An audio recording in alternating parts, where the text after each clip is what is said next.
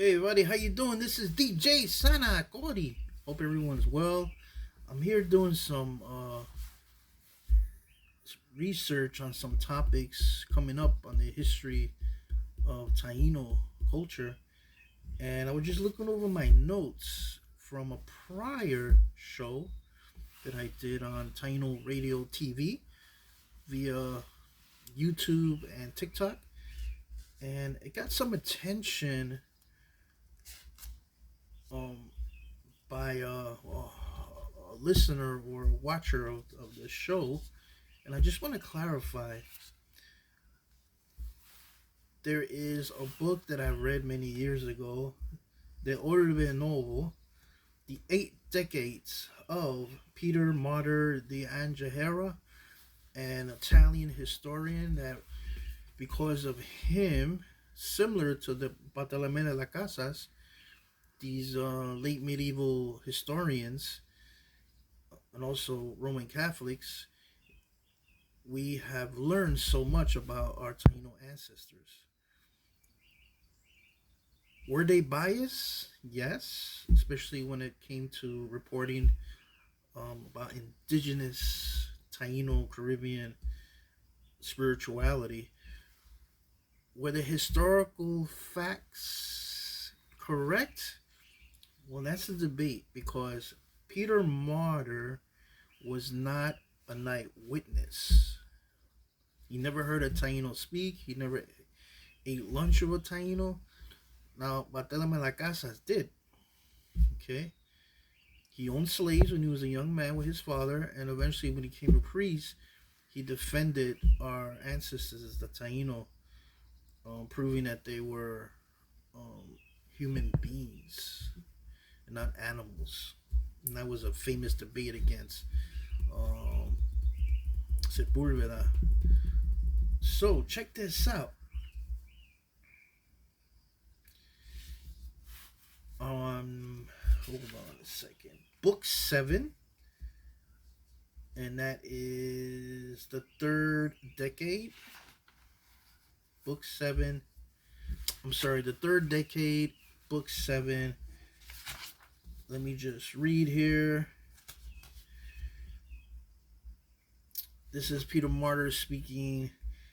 Española, which was the name that Christopher Columbus used, was first called by its early inhabitants Quisqueya and afterwards Haiti.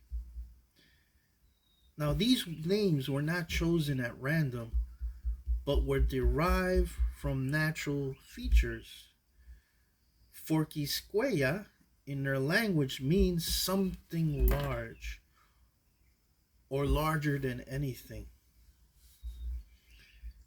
Now I'm going to skip a little bit because he gets into the Greek and so on. You know, he was a true scholar during his time period. So he writes also, thus they decided to call it Quisqueya. The name Haiti in their language means altitude, and because it describes a part, was given to the entire island. Now, according to the footnote here from the author Francis Augustus MacNutt, he writes here, since 1803, the native name of Haiti, or Haiti, has been applied both to the entire island and to one of the two states into which it is divided, the other state being called Santo Domingo. So this is where, since 1803, in the scholarship, Haiti became the dominant word. But before that, the Europeans, like Peter Martyr, did mention in his writings Quisqueya or Quisqueya. Let me keep on here.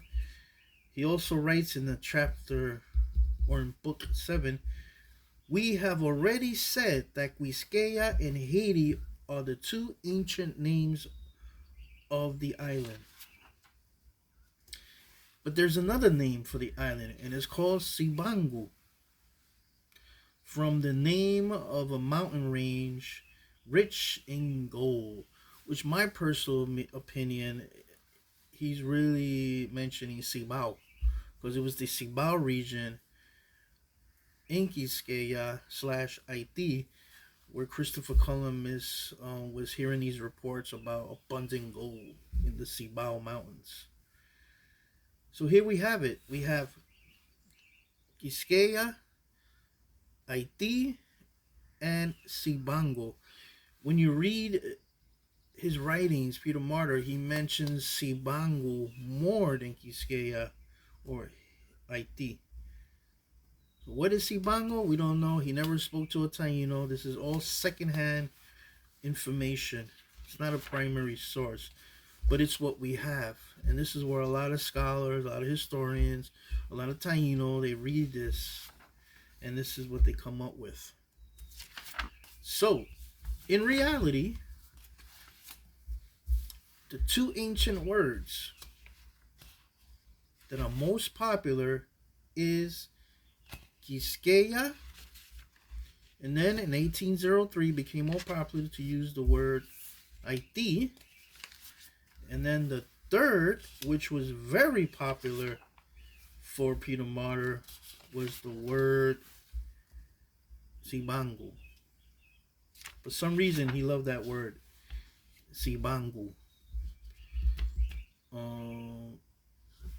So anyone who says the ancient name for present day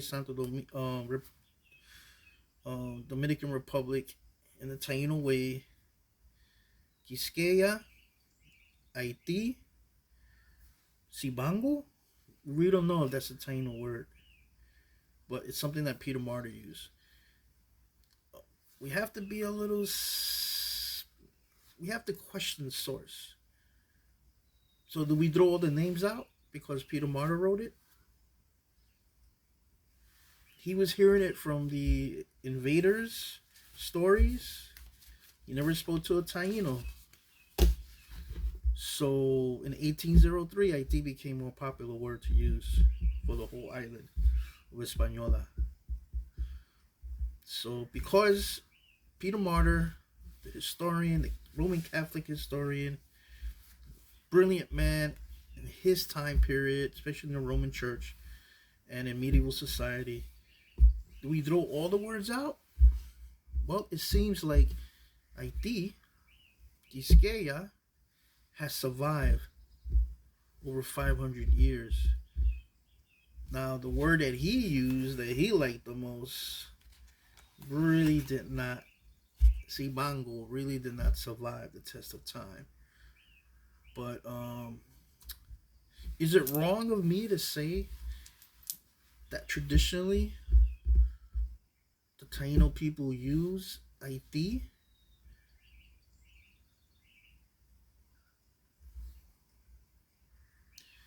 Secondhand knowledge. This is the European understanding. Is it wrong to say Quisqueya is the traditional word for the island? Again, secondhand knowledge. Peter Martyr. This is how we learned it. Cibango? Yaya. How did we learn about Yaya? Well, we learned it from people like Peter Martyr, Ramon Panay, European writers. Yokahu Bagwamara Koti, Atavera, Atabe. One used Atabe, the other used Atavera. Do we throw all those words out because it was the Europeans that gave us these words? Well, how about this? Let's continue to research. Let's continue to work, especially the Taino community. Let's work together. Okay? It's easy to say you're wrong or you don't know what you're saying. That's the easy part. Anyone can say that. But let's work together. Let's read together Peter Martyr. I'm going to dedicate some time in TainoRadio.com into